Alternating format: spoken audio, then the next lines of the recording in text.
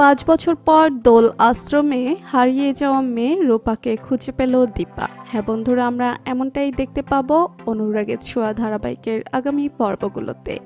গুন্ডাগুলোর কবল থেকে নিজেকে রক্ষা করার চেষ্টা করে রূপা। ওই গুন্ডাগুলো যখন রূপার মুখ চেপে ধরে গাড়িতে তুলতে যায়, ঠিক তখনই ওখানে কিছু লোকজন এসে রূপাকে ওই গুন্ডাগুলোর কবল থেকে রক্ষা করে। রূপা বুঝতে পারে না মা বাবার কাছে ফিরবে কি করে। এটা ভাবতে ভাবতে সে অসুস্থ হয়ে পড়ে। অন্যদিকে দেখা যায় যে মন্দিরের মধ্যে সোনা মাইকে রূপার নাম ধরে ডাকতে থাকে এবং রূপাকে মা বাবার কাছে ফিরতে বলে।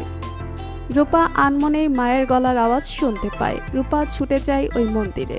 দীপা হাতে আগুন নিয়ে ঠাকুরের আরতি করতে থাকে এবং রূপাকে খুঁজে পাওয়ার জন্য ঠাকুরের কাছে প্রার্থনা করতে থাকে। ঠিক তখনই মন্দিরে ঢোকে রূপা এবং মাকে দেখে চমকে যায় রূপা। মা বলে যখন মায়ের কাছে ছুটে যেতে চায়, ঠিক তখনই পুলিশ আসে মন্দিরে রূপাকে খুঁজতে। পুলিশ অফিসারকে দীপার সাথে কথা বলতে দেখে চমকে যায় রূপা। ভাবে যে মা, তুমি পুলিশ ডেকেছো, তার মানে তুমিও আমাকে অবিশ্বাস করো। তুমিও ভাবছো আমি কুমারকে গুলি করেছি। তুমি পুলিশের কাছে আমাকে ধরিয়ে দেওয়ার জন্য এখানে পুলিশ ডেকেছো। মাকে ভুল বুঝিয়ে মন্দির থেকে বেরিয়ে যায় রূপা। রূপার হদিস দীপা পায় না।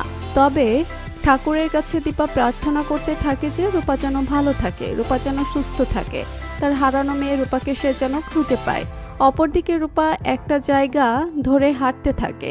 আশ্রমের কিছু লোকজন কীর্তন গাইতে গাইতে রূপার সামনে আসে এবং তারা রূপাকে একটু জলও দেয়। জানতে চায় যে রূপা কোথায় যাবে। রূপা আশ্রমের লোকজনকে বলে তার যাওয়ার মতো কোনো জায়গা নেই। আশ্রমের লোকজন রূপাকে নিয়ে তাদের আশ্রমে যায়। সাধু বাবার কথা ভাবতে থাকে রূপা। ভাবতে থাকে যে সাধু বাবা তাকে বলেছিল তাকে অনেকটা সময় পালিয়ে বেড়াতে হবে, তবেই দেশের মানুষের জন্য তাকে কাজ করতে হবে। অন্যদিকে দেখা যায় যে দীপা রূপাকে খুঁজে না পেয়ে বাড়ি ফিরে যায়। দীপা ভেঙে পড়ে ঠিকই, তবে রূপাকে খুঁজতে থাকে সব জায়গায়। অপরদিকে রূপা আশ্রমেই বড় হতে থাকে। কেটে যায় 5 বছর। 5 বছর পর দেখা যায় যে হোম ডেলিভারির ব্যবসা শুরু করে দীপা এবং দীপা একটা বড় অর্ডার পায়। দোল অনুষ্ঠানে আশ্রমে খাবার ডেলিভারি দেওয়ার অর্ডার, আর ওই আশ্রমে রূপা থাকে। আর সেই খাবার আশ্রমে পৌঁছে দিতে গিয়েই রূপাকে দেখতে পায় দীপা। রূপা অনেকটা বড় হয়ে যায়। রূপাকে দেখে চেনা চেনা লাগলেও দীপা বুঝতেই পারে না যে এটাই তার মেয়ে রূপা। অপরদিকে রূপা মাকে দেখে চিনতে পারে। মায়ের সামনে গিয়েই দাঁড়ায় এবং মা বলে ডেকেও ফেলে। ভাবতে থাকে রূপা যে মা, তুমি কি এখনো তোমার রূপাকে দোষী ভাবো? তুমি কি ভাবো তোমার রূপা কুমারকে খুন করেছে? তো বন্ধুরা, তোমরা এটাই চাও তো যে এভাবেই যেন আশ্রমে রূপার হদিস পায় দীপা এবং রূপাকে নির্দোষ প্রমাণ করে বাড়িতে নিয়ে যায় দীপা।